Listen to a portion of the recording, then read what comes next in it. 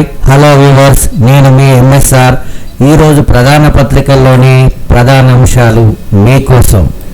మరొక chance please.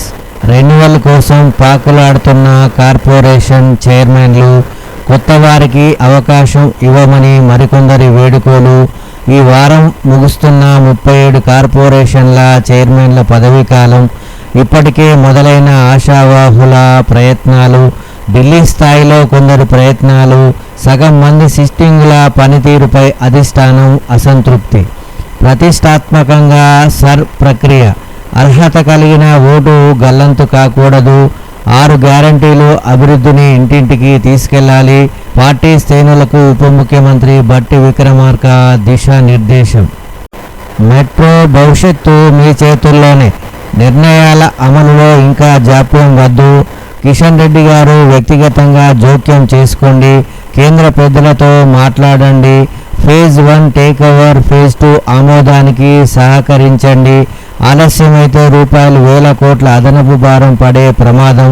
కేంద్ర మంత్రులు ఖట్టర్, కిషన్ రెడ్డిలకు సీఎం రేవంత్ లేఖలు. కాళేశ్వరాన్ని గాలి కొదిలేశారు. మేడిగడ్డ నీరు వృధాగా పోతున్నా పట్టించుకోవడం లేదు.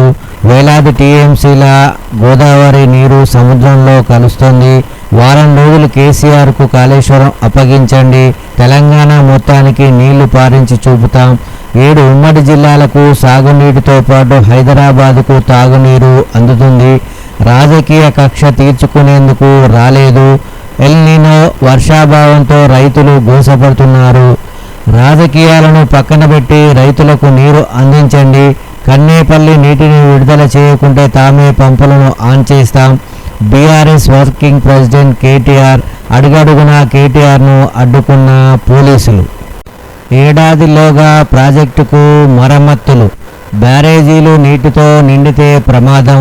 నిపుణుల సూచనల మేరకే గేట్లు ఎత్తాం. ప్రస్తుత పరిస్థితుల్లో కన్నేపల్లి పంపు ఆన్ చేయలేం. బీఆర్ఎస్ చేస్తున్నది తప్పుడు ప్రచారం. మీడియాతో మంత్రి ఉత్తమ్ కుమార్ రెడ్డి.